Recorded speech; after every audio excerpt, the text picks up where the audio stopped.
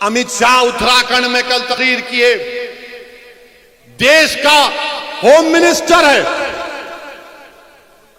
वजीर दाखिला है, उत्तराखंड में जाकर अमित शाह अनाप शनाप बकते और कहते हैं ये मुसलमान रोड पर जुम्मे की नमाज पढ़ते हैं, रोड पर पढ़ते हैं और ट्रैफिक को रोक देते हैं। अमित शाह साहब, अगर हम जबान खोलेंगे ना तो बहुत सी बातें बता सकते हैं आपको रोड पर क्या क्या होता है, रोड पर क्या क्या होता है हम बता सकते हैं, मगर आपको तकलीफ क्यों है? अगर नमाज 10 मिनट के लिए पढ़ी जा रही है तो आपके पेट में दर्द क्यों हो रहा है?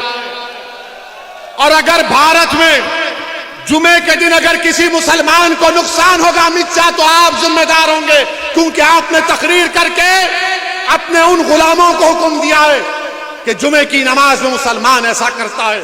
आपकी जिम्मेदारी होगी अगर जुमे के दिन किसी मुसलमान का बाल को आंच आएगी तो। इस तरह का बयान एक होम मिनिस्टर देता है, एक हकीर उत्तराखंड के इलेक्शन को जीतने के लिए। इतनी नफरत क्यों रखते हैं मुसलमानों से बीजेपी वालों? आप तो संविधान पर ओथ लिए ना, आप तो संविधान पर हल्फ लिए जिसको बाबा साहेब अंबेडकर ने बनाया, और उस संविधान में सबको बराबरी का मौका दिया गया। Right to equality fundamental right है, मगर अमित शाह नफरत की बात कर रहे हैं। मेरे अजीज दोस्तों और बुजुर्गों, यही अमित शाह और योगी मोदी की हुकूमत ने यूएपीए का कानून लाए। क्या इस कानून में समाजवादी ने वोट नहीं दिया? क्या कांग्रेस ने साथ नहीं दिया? मैं खड़ा हुआ, इम्तियाज जलील खड़े हुए, हमने इस कानून के खिलाफ वोट दिया। कांग्रेसियों से कहा कि शर्म करो, तुम डूब मरो। मैंने पार्लियामेंट में कहा, कांग्रेसियों की तरफ हाथ बताकर कहा कि मेरी अल्लाह से दुआ है कि तुम्हारे बड़े बड़े कायदीन जेल को जाएं और 5-5 साल जेल में सड़े, तब तुमको मालूम होगा मुसलमान की तकलीफ क्या होती। यूएपीए का कानून कांग्रेस ने तायीद कर दी। समाजवादी पार्टी क्या मौकफ है आपका बताओ मेरे अजीज दोस्तों और बुजुर्गों। और फिर मोदी हुकूमत अब एनपीआर एनआरसी की तैयारी कर रही है। ये जो कानून है पैदाइश का और मौत का, उसमें तब्दीली ला रही है। 1969 का जो कानून है registration of birth and death का, मोदी एनपीआर एनआरसी इस तरीके से लाना चाह रहे हैं कि ये जो अगर कोई पैदा होता है या किसी की मौत होती है, वो रियासती हुकूमत की जिम्मेदारी है उसका रजिस्ट्रेशन करना। संविधान में कंकरेंट लिस्ट में आता है, मगर मोदी हुकूमत एनपीआर एनआरसी को लाने के लिए वो कानून में तरमीम करके कह रही है कि इलेक्टोरल रोल होगा, राशन कार्ड, पासपोर्ट, ये तमाम मरकजी हुकूमत अपने इख्तियारात में लेना चाह रही है, जो आर्टिकल 324 के खिलाफ है। एनपीआर के जो रूल्स हैं वो अनकॉन्स्टिट्यूशनल हैं। मगर मेरे अजीज दोस्तों, ये सुप्रीम कोर्ट के पुट्टू स्वामी जजमेंट के भी खिलाफ हैं। आप मेरी पैदाइश और मेरी मौत को मेरे आधार कार्ड से नहीं जोड़ सकते, आप मेरे वोटर कार्ड से, इलेक्टोरल कार्ड से नहीं जोड़ सकते। ये साजिश मंसूबाबंद तरीके से मोदी कर रहे हैं। और आप आधार कार्ड, लोग कहेंगे कि असदुद्दीन ओवैसी तुम डरा रहे हो। डरा नहीं रहा हूं, सच्चाई को बयान कर रहा हूं। इसकी मिसाल दे रहा हूं। तस्लीम नामी एक शख्स यूपी का मध्य प्रदेश में चूड़ियां बेचने गया, 1 महीने से जेल में। उसके आधार कार्ड में सिर्फ नाम के स्पेलिंग की गलती है, तो 1 महीने से जेल में तस्लीम है। याद रखिए, एनपीआर होगा तो एनआरसी हो जाएगा, और जब एनपीआर होगा तो सहारनपुर के तहसील ऑफिस पर नाम लगाया जाएगा असदुद्दीन ओवैसी का, और तहसीलदार नाम देखेगा असद तो कहेगा तू प्रूफ कर दे कि तू भारत का शहरी है।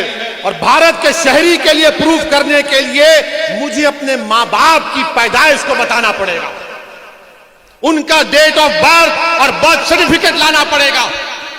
अगर मैं वो कर भी देता हूं, उसके बाद तहसीलदार एक और लिस्ट लगाएगा तो ये पूरे संघ परिवार के लोग जाकर कहेंगे नहीं, हमको फिर ऑब्जेक्शन है असद के नाम पर, फिर हमसे पूछताछ शुरू हो जाएगी। याद रखिए, मैं आपको मुतनब्बे कर रहा हूं, इसको रोकना है और कोई पार्टी इसकी बात नहीं कर रही है, ना कांग्रेस, ना समाजवादी, ना बीएसपी, ना आरएलडी, क्योंकि हम जानते हैं ना कि अगर किसी के घर के सामने आकर कोई नारा लगाता था कि मुसलमान कब्रिस्तान या पाकिस्तान, तो मेरा घर था, तुम्हारा घर नहीं था। मेरे घर के सामने आकर नारे लगाए जाते, मुझे आज भी गालियां दी जाती। क्रिकेट मैच हारते तो एक मुसलमान को पर इल्जाम लगा दिया जाता। मेरे अजीज दोस्तों और बुजुर्गों, इसीलिए हम आपसे कह रहे हैं कि अपनी क़यादत को बनाइए, मुझे मत देखिए, अपने आप को देखिए, अपने अपने मसाइल को देखिए, इस आने वाले चैलेंजेस का आप कैसे मुकाबला करेंगे। मेरे अजीज दोस्तों और बुजुर्गों, और यहां पर उत्तर प्रदेश में बाबा की हुकूमत है, कोई काम आप बाबा से जाकर बोलो, अरे बाबा यहां पर सहारनपुर में लिख कर लाया हूं, वरना बाबा बोलेंगे वो ऐसी झूठ बोला। बाबा ने क्या कहा, किसी एक टीवी चैनल पर हम थे, तो टीवी चैनल के एंकर ने हमसे पूछा कि योगी जी ने कहा कि ओवैसी अगर सिखों की भी बात कर देते और दूसरे समुदाय की बात करते तो वो देश के नेता बन जाते। हमने कहा हमको बाबा से सर्टिफिकेट की जरूरत नहीं है, बाबा किसी और के लिए दुकान खोलकर बैठे। बाबा से हम ये पूछना चाह रहे हैं, बाबा वो जो लखीमपुर में जो 4 लोग जिसकी गाड़ी उनको मारी थी, उसमें 2 सिख हमारे भाई थे, आप क्यों नहीं गए बाबा उन सिखों के घर पे? आपको जाना चाहिए था ना बाबा। बाबा आपको सिखों से मोहब्बत नहीं है? तुम हमसे पूछ रहे हो। बाबा हमको सिखों से इतनी मोहब्बत है कि आपने सहारनपुर में जब गुरुद्वारा और मस्जिद का मसला पैदा हुआ था ना, तो आपने कहा ठीक है बनाओ, हमको जमीन की जरूरत नहीं है, हम और एक जगह बनाएंगे। सिखों के लिए मदद की ना हमने। बाबा ने क्या किया? बाबा ने कहा नाम बदल दो, ज्यादा बोले तो ठोक दो। बाबा को कुछ समझ में आता ही नहीं है, बाबा खाली नाम बदलने पे है। बाबा सुबह उठते बोले नाम कितने बदले गए, उनको इतनी फिक्र। अच्छा बाबा ये बताओ, सहारनपुर में और जौनपुर में मुसलमान 10% है, सहारनपुर में 40% के ऊपर है ना। अब आप ये बताइए, सहारनपुर में खाली प्राइमरी हेल्थ केयर सेंटर 60 क्यों है और जौनपुर में 85 क्यों है? क्यों है बाबा, ये क्यों है? और कम्युनिटी हेल्थ सेंटर जौनपुर में 22 और सहारनपुर में सिर्फ 14। बाबा आपको सहारनपुर से इतनी नफरत क्यों है बाबा? मेरे अजीज दोस्तों और बुजुर्गों, ये बात हम जब करते हैं तो इनको तकलीफ हो जाती है। फिर हमसे बोलते नहीं हो मोदी जी तो सबका साथ सबका विश्वास, क्या बोलते हैं। हम इनसे आपको बता रहा हूं, उत्तर प्रदेश में प्रधानमंत्री आवास योजना ने घर बनाने की स्कीम ग्रामीण में 3 साल में करीब, अगर मैं गलत ना कहूं, मेरा आरटीआई का एप्लीकेशन है, जितने भी घर मंजूर हुए, मैं बाबा से मोदी से पूछ रहा हूं मुझे 20 घर दिखाओ जो तुमने मुसलमानों को दिए। 20 घर दिखाओ जो तुमने मुसलमानों को दिए। मंजूर तो कर दिए मगर घर किसी को नहीं मिला। मोदी जी ने क्या कहा था लखनऊ को आकर कि 18 लाख दिए जलाओ। मोदी जी हमारे घर में भी तो हमको रोशनी चाहिए ना। जो आप अंधेरा पूरे मुल्क में कर रहे हैं, हिंदुत्व की आइडियोलॉजी के नाम पर कौन सी स्कीम में आपने दिया मुसलमानों को, बताओ। हम कह रहे पार्लियामेंट में स्कॉलरशिप डिमांड ड्रिवन करो, उस पर कोई बात नहीं होती। मेरे अजीज दोस्तों और बुजुर्गों, एक लंबी फहरिस्त है नाइंसाफियों की।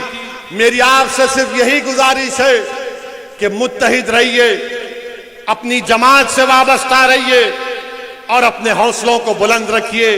हां, योगी आदित्यनाथ सब पर देशद्रोही का मुकदमा लगा देते हैं।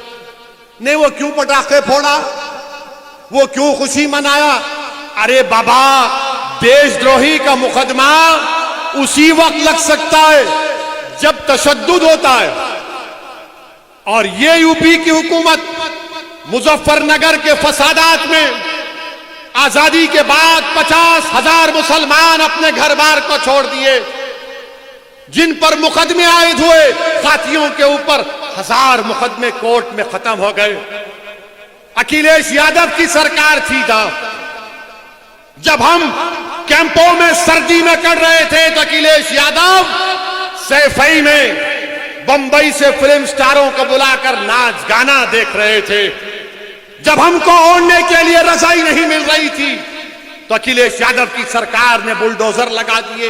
अब बाबा ने कहा कि जब अखिलेश ने ऐसा किया तो मैं उससे बढ़कर करूंगा, और 70 से जायद मुकदमे योगी आदित्यनाथ की सरकार ने बीजेपी के कायदीन से निकाल के ऊपर से हटा दिया। मेरे अजीज दोस्तों और बुजुर्गों, यही चंद गुजारिशात मैंने अखलास के साथ आपके सामने रखा है। मैं आपसे गुजारिश भी करूंगा कि मौलाना कलीम सिद्दीकी साहब के लिए भी दुआ करिए। मौलाना कलीम सिद्दीकी साहब के लिए भी दुआ करिए। ये नहीं बोलेंगे, अखिलेश नहीं बोलेंगे, कांग्रेस नहीं बोलेंगे, नहीं बोल सकते। लफ्ज मौलाना जो आता है बोलते हैं नहीं नहीं, हम मौलाना है, वो क्या मौलाना है, हमारे अब्बा मौलाना है बोलेंगे। मगर झूठे केस में उनको डाल दिया गया। इंशाअल्लाह ताला अल्लाह इंसाफ करेगा, अल्लाह इन जालिमों को जलील और रुस्वा करेगा इंशाअल्लाह ताला। मेरे अजीज दोस्तों और बुजुर्गों, हम हुकूमत से भी मुतालबा करते हैं कि पूरे देश के यूनिवर्सिटियों को खोलिए आप। अरे जलसे हो रहे हैं, अलीगढ़ मुस्लिम यूनिवर्सिटी हो, दिल्ली हो, सबको JNU हो, खोलिए। यूनिवर्सिटी को खोलने की जरूरत है। मेरे अजीज दोस्तों और बुजुर्गों, मजलिस को मजबूत करिए। जो मजलिस का उम्मीदवार होगा उसके लिए दुआ करिए और अपनी क़यादत को बनाइए। मैं आपसे यही गुजारिश करने आया हूं, डरने और घबराने की जरूरत नहीं है। जो मुसलमान आज कमजोर है, इंशाअल्लाह ताला अल्लाह कल उनको इज्जत से नवाजेगा, उनको अल्लाह ताकत देगा, इस माशरे में अल्लाह उनको मुकाम देगा और हम अपने अज़मत रफ्ता को बहाल करके रहेंगे इंशाअल्लाह ताला। तो मेरे साथ नारा लगाइए, नारे तकबीर, नारे तकबीर, नारे तकबीर। वाखिर दावाना अल्हम्दुलिल्लाहि रब्बिल आलमीन।